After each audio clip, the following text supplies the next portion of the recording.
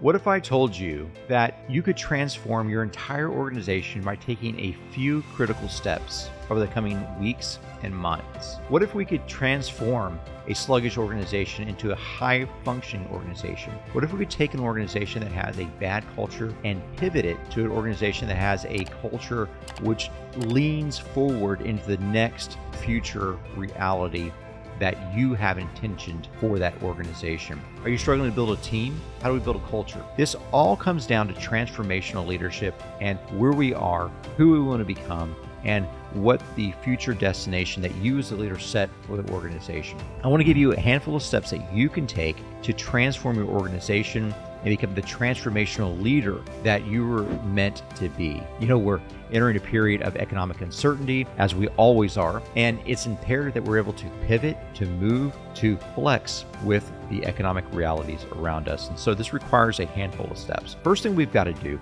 is we have to have a clear purpose for our organization. You have to have the right people understanding the right leadership team in place. So you have to have the right people who understand how they function as a leadership team. And this has to all be driven by a clear purpose. And so you as the leader, your job is to re-articulate the purpose every day, every month, over and over and over again. Sometimes you'll use different words, sometimes you'll use different analogies, but you have to re-articulate the purpose repeatedly.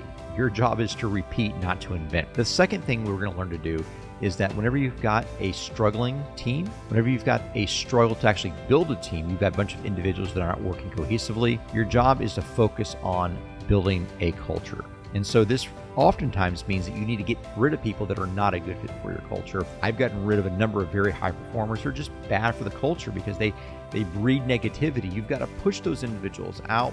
Even if you don't have someone to replace them, the work will take care of itself. It's always best to sacrifice work for culture.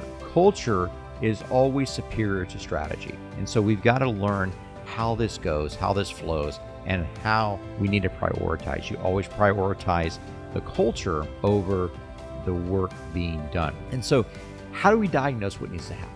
How do we understand what the real failings of the organization are? What areas need to be transformed? What areas need to be reinforced? There's a principle at play, talk about diagnosing from the edges. You diagnose from the edges of the organization.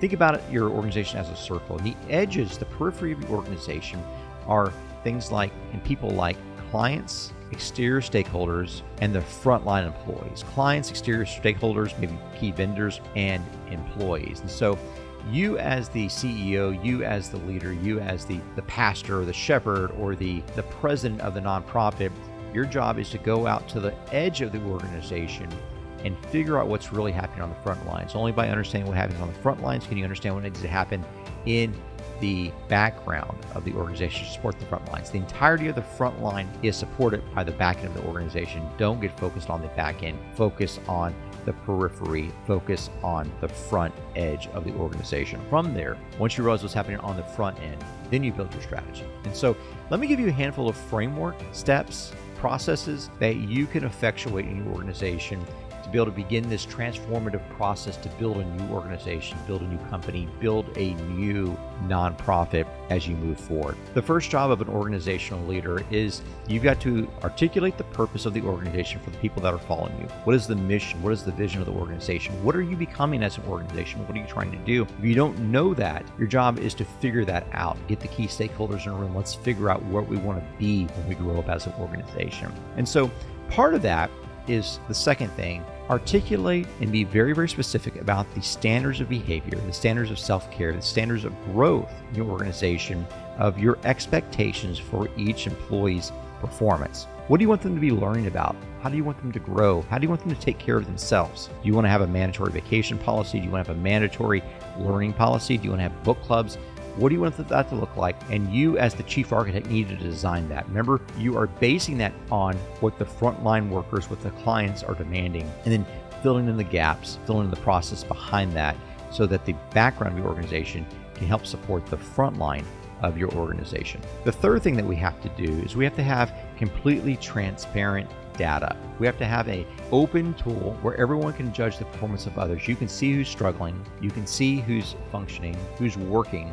You can see where the holes are, where the gaps are in performance. Where are the delays? The delays are the number one killer of economics of an organization, because if you're able to do 3 months of work, but it takes you 12 months to do that, your $50,000 a year employee is costing you $200,000 a year, because it takes them 4 times to do the work of a $50,000 employee. That person is too expensive to keep. You have to be focused on complete transparency and fulfillment of timelines, fulfillment of objectives. And so this is why I really recommend having a weekly planning, a weekly objective in a fully transparent board where you, of the leader, you in the management team, you as the frontline worker, are all reporting on what you will do that week, what you did last week, and how you're going to improve your process. Remember, every week, our expectation is for all of our employees, all of our team members to get better somehow every week, through a process, through a book, through a learning, through a conversation that's difficult to have, something that's been putting off. Get better somehow, some way every single week. That's part of the expectations. And so once you set this transparency element within your culture, the next step number 4, is to upskill your staff, upskill your team members, upskill, teach them to be better, teach them to do more. People want to grow in their organization. People want to become better. We've recently hired a communication coach to do a group conference. We've hired sales coaches. We've hired Ritz-Carlton customer service coaches. We've hired all these various people to come in and to make our organization better and to give people more. We've hired folks that would come in and help us with our presentations and our videography and our marketing. We've brought together book clubs. I think we've got 5 or 6 book clubs right now running around the company. We have to teach people how to learn and set the expectation that learning and growing is part of their job. We pay you to get better every single day. And this is critical to having a transformational leadership within your culture. The 5th step is you have to give people genuine autonomy to do the work, to make decisions without oversight. And this is why it's clear that we have to have a clear purpose. We have to have a purpose that's articulated over and over again by the leadership. You have to have the resources, the skills necessary for your team members. And then you also have the culture in place. When you have these things, your job as a leader is to give autonomy to the right people. If the right people have autonomy, they've got the skills, they have a clearly defined purpose and vision, they can then execute on your behalf. And this is what creates multiplication within organizations, is the clear discipline autonomy that people so desperately desire. And finally, number 6, it's important that you listen to your team members. That you've already been on a listening tour of the outside of the organization, the frontline workers, the clients, but listen to the people behind the scenes and actually take their suggestions. Don't just figure out a way why you can push back against their suggestions because you're so smart, you're so brilliant. Actually take on the suggestions and let's figure out a way to make those happen. People want to be heard. People want to feel valued. The best way for them to feel valued is to give them autonomy, give them responsibility, give them the resources and the learning that they need, but then listen.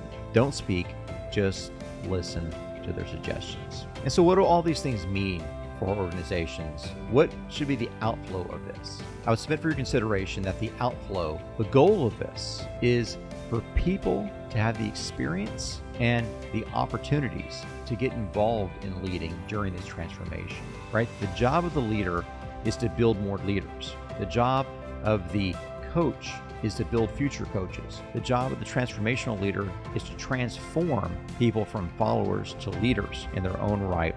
And the only way you're going to get there is by giving people the autonomy and the authority to lead. And so I would encourage you to advocate your leadership to others in the organization at least 50% of the time. Let others lead meetings. You don't always have to lead the meetings, but let others lead meetings. And by doing so, you're building leaders within your organization, and you're creating a self-replicating transformational leadership culture within your organization. Because what if you didn't have to transform the culture by yourself? What if you weren't the only transformational leader in the organization? What if your entire organization was built around a team of transformational leaders that could transform their departments, their teams, transform the individual relationships themselves towards a clearly defined purpose? It would change everything.